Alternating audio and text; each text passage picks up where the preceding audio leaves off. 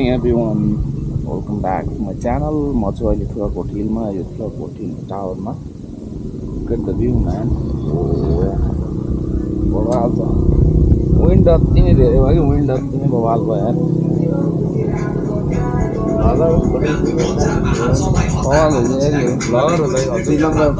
श्रीलङ्काको त्यो एउटा छ नि त्यो यस्तै गाउँ चाहिँ घुम्दै गाउँ त्यो टाइपको भाइब आउँछ एकदम शीतलले रहेछ यो कान्छ तलले हुनुपर्ने हो.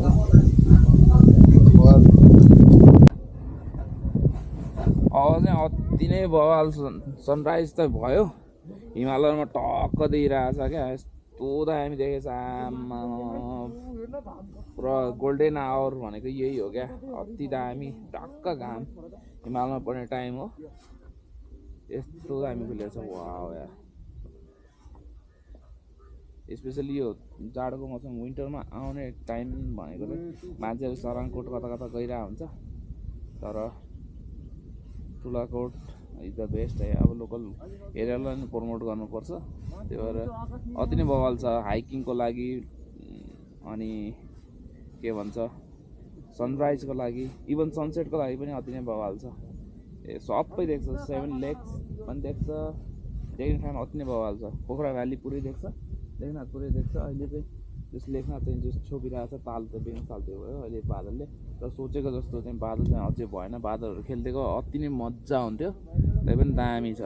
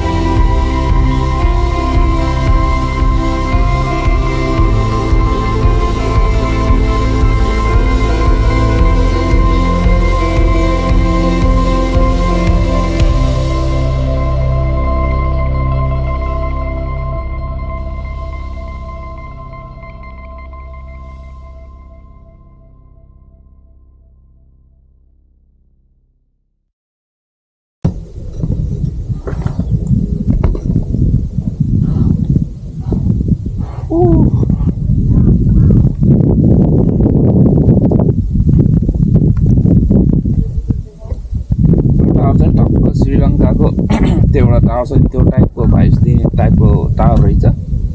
मलाई चाहिँ अति नै बवाल मन पऱ्यो. आमा त्यहाँ त सुन्तला भनेको त होइन रहेछ अझै. त्यहाँ कटेज रहेछ, कटेज त्यहाँनिर चाहिँ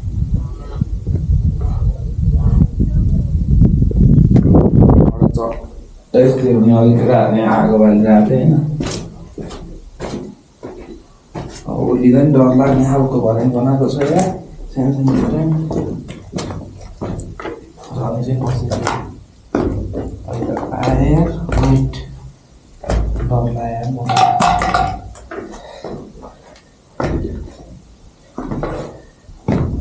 बट ओली लास्ट डर लाग्दो रहेछ होइन.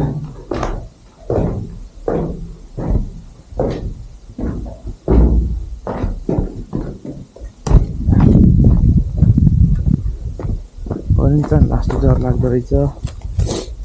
त्यहाँनिर चाहिँ त्यो टावर, भ्यू टावर त यो नै भइहाल्यो. त्यहाँनिर चाहिँ के हो त्यो समथिङ त्यो टावर रहेछ, त्यो टावरमा चाहिँ म गइनँ, किनभने मैले सोचेको जस्तो भ्यूहरू पाइनँ मैले. त म त्योतिरको त्यो मन्दिरमा जान्छु. बाइक चाहिँ बाटो मिसलिड भएर चाहिँ बाइक चाहिँ मैले तलै राखेँ, अँधेरो पनि थियो अर्ली मर्निङ. यस ठाउँ चाहिँ अति नै बवाल छ, आफ्नो लोकल एरिया हो. लोकल एरियालाई प्रमोट गर्नुपर्छ भन्ने टाइपले चाहिँ आज प्रमोसन भिडियो पनि हो होइन। यसलाई चाहिँ अब के भन्नु के अब वर्ड्स नै छैन। यस्तो दामी छ ठाउँ, आउनको लागि तपाईँलाई हाइकिङ गर्न पनि सक्नेलाई हाइकिङ गर्दा पनि हुन्छ, नभए बाइक गाडी ट्याक्सी बस सबै माथिसम्म कोटसम्म आउँछ। त हिँड्न चाहिँ तपाईँलाई कति पनि पर्दैन। त इन्ट्रेस्टेड हुनुहुन्छ भने हाइकिङको लागि पनि दामी ठाउँ हो होइन। अनि मोटर बाटो मजाले छ। म चाहिँ अलिकति बाटो चाहिँ मिसलिड भएर चाहिँ बाटो तलै राखेर अब मर्निङमा हाइकिङ पनि होस् भनेर 10 मिनट जस्तो 10 to 15 मिनट जस्तो हाइक गरेँ। सबैजनाले ब्लग किन आएन भनिराख्नु भएको थियो होला होइन। अब समय व्यस्तता अनि एउटा फ्यामिली उसले गर्दाखेरि चाहिँ मैले ब्लग चाहिँ बनाएको थिएन, जुन चाहिँ मैले तिहार ब्लगमा पनि अलिकति केही कुराहरू खुलाएको छु। अनि प्रदीप भाइले पनि ब्लग आएन दाइ भन्ने टाइपको कुराहरू गरिरहेको थियो। भाइ ब्लग यसैको लागि कुरेको थिएँ र अब आजबाट चाहिँ ब्लग सुरु भयो। मेबी अब कन्टिन्यू त गर्छु नै, तर त्यति छिटो नआए पनि ढिलो आए पनि वेट चाहिँ गरिदिनु होला, जतिले वेट गरिराख्नु भएको छ होइन। त्यसको लागि thank you very very much. अनि हाम्रो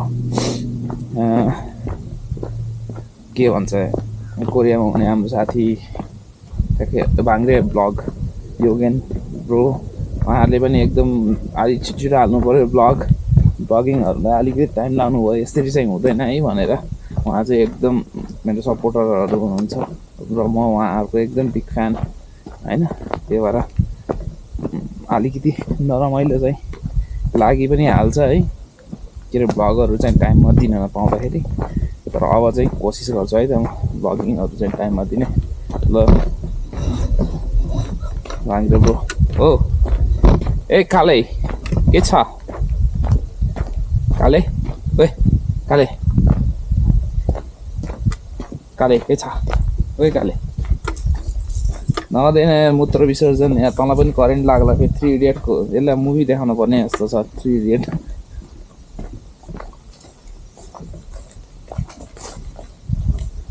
क्याफे काइन्ड अफ त्यो माउन्टेन भ्यूहरू हेर्नको लागि क्याफे छ। म चाहिँ किन यता माथिबाट आइरहेको बाटबाटै झरेको भए नि हुन्थ्यो।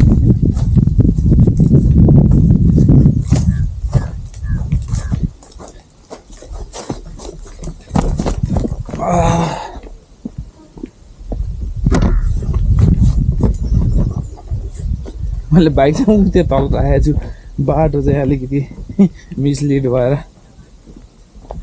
उता तल ट्याक्क उता यहाँ तल देखिरहेको पिचमा राखिरहेको छु, पिच बाटोमा राखेर त्यस यति जस्तो चाहिँ म उक्लेको। यहाँनिर त्यसलाई भन्छ देउमडी डाँडा पनि एकदम रमाइलो ठाउँ हो होइन। हामी जस पहिला पिकनिक खान आउने ठाउँ नै हो क्या देउमडी डाँडा चाहिँ। अनि त्यहाँनिर चाहिँ देउमडी माउन्टेन कटेज गरेर एउटा कटेज पनि खोल्नु भएको रहेछ, विच इज भेरी लग्जरियस।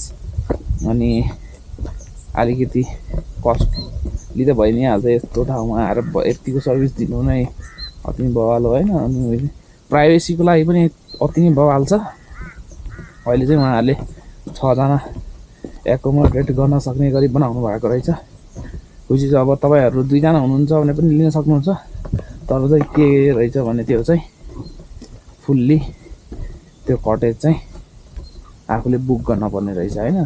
त्यहाँको एन्टायर सबै कुराहरू चाहिँ आफूले बुक गर्न पर्ने रहेछ। अब म्याक्सिमम् उस भनेको 6 जना, नत्र 2 जना लगे पनि अति नै बवाल छ। प्राइभेसीको लागि चाहिँ नो डाउट स्विमिङ पुल पनि छ, सबै कुरो भएको छ। माउन्टेन भ्यू तपाईँको भइहाल्यो, सनराइज अति नै बवाल भयो, पिसफुल ठाउँमा दामी छ है। मैले चाहिँ यो कुनै त्यो पैसा लिएर चाहिँ यो एडभर्टिजमेन्ट चाहिँ गरिरहेको छैन होइन। जस्ट मलाई थाहा भएको आफ्नो गाउँको वरिपरि भएको कुराहरूलाई चाहिँ एक्सप्लोर गर्ने बेलामा त्यो कुराहरूलाई पनि वाइ नट भनिदिउँ एटलिस्ट दिउँ न त आइडियाहरू भन्ने हिसाबले मात्रै भनेको है त। यो चाहिँ जोगबन्दी डाँडामा रहेको मन्दिर, यो कुन मन्दिर हो मलाई पनि थाहा छैन एक्चुअली। यहाँ चाहिँ मन्दिर छ। यो ठाउँमा आइसकेपछि यो मन्दिर पनि सबै एकचोटि राउन्ड लगाइदिउँ न होइन। ओके, चौतारी छ मन्दिरमा चाहिँ अहिले यो बास्न काइन्ड अफ स्मेल चाहिँ छ, तर पुजारीहरू हुनुहुन्न जस्तो छ।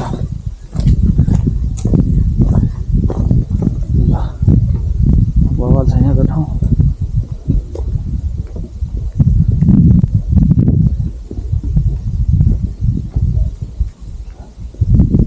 विजयपुरबाट आउने हो भनेदेखि चाहिँ ठ्याक्क होइन त्यो ठाउँमा हाम्रो लोकेसन दिँदाखेरि विजयपुरबाट आउने हो भने चाहिँ त्यो बाटोबाटै के भन्छ त्यो यो बिच रोड भएर आउने टाइगर टप माउन्टेन जाने बाटो भएर यो बिच रोडै आउने हो होइन। बाटोमा सकिन आउनु भयो भने कन्फ्युजन हुँदैन।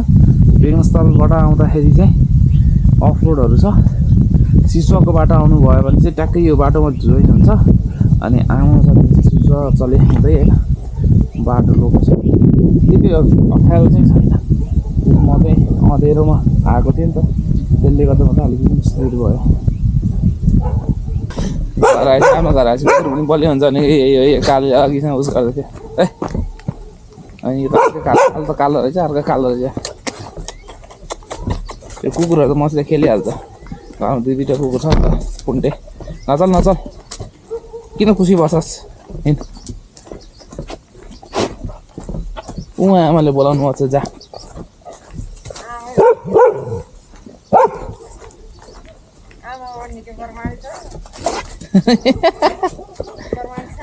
होला नि त, अगाडि अगाडि छ नि त, अगाडि नै भएको भएर।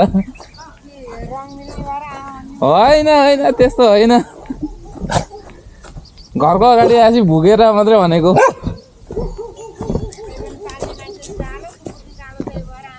होइन होइन छैन।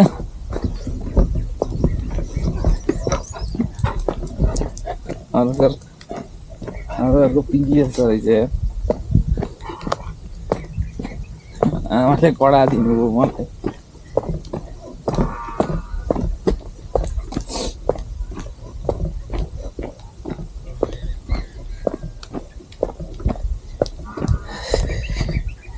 त्यो फगहरू त्यो के भन्छ बादलहरू चाहिँ माथि आइदिएको भएदेखि चाहिँ अति नै रमाइलो फिल हुन्थ्यो। त्यो आइदिएन, आज चाहिँ बादलहरू तल नै बस्थ्यो। वेदर चाहिँ अति नै खुलिरहेछ। यो 2-4 दिन भयो। मैले सोचेको थिएँ माथि गएपछि यतिको त देखिन्छ होला भन्ने टाइपको फिल भएको थियो, तर त्यो फेरि अर्को आयो। आमा कुकुर चाहिँ यहाँ त अति नै धेरै रहेछ यार, तर वार हान्ने हो भन्नुपर्ने। यही बाटो अघि म अँधेरोमा गएको बाटो नचिनेर भन्दा नि मिसले त्यो देखिरहेको चाहिँ एयरपोर्ट देखिरहेको छ ऊ अगाडि। आजको यो गफ गर्दा गर्दा अलि बढी नै गफाडी भयो जस्तो लाग्यो। अनि बाटोमा चिया पसलहरू भेटेँ भने खान्छु भन्ने सोचेको थिएँ, तर यहाँबाट घर खासै टाढा पनि छैन। विदिन 10 to 15 मिनटमा पुगी पनि हाल्छु। मम्मी पनि उठ्नु होला, अर्ली मर्निङ मम्मीलाई नउठाइकन हिँडेको थिएँ मैले। त्यति छिटो उठाएर पनि के काम भनेर नत्र मम्मी उठेर चिया पनि रेडी गरिसक्नु होला, घरमै गएर खान्छु होला। र बाटोमा देखिने के देखिन्छ जस बाटोको 1-2टा क्लिप्सहरू पनि म राख्छु है त, कस्तो छ बाटोको पोजिसनहरू एन्ड अल है त। अब यति नै भन्दै मैले चाहिँ मेरो यो भिडियो चाहिँ एन्ड गर्दैछु। आई होप तपाईँहरूलाई राम्रो लाग्यो होला होइन, नराम्रो भए पनि राम्रो मानि हेरिदिनु। लास्ट टाइम म दिएको जस्तो माया सपोर्टहरू पनि अलवेज दिइराख्नु। र नयाँ कोही हुनुहुन्छ भने सब्सक्राइब गर्न पनि नभुल्नु मेरो च्यानललाई। अनि लिभ द कमेन्ट बिलो है त कस्तो भइरहेछ पहिला र अहिलेको मेरो भिडियोको प्रोग्रेसमा कमेन्ट गर्न चाहिँ नभुल्नु होला है त।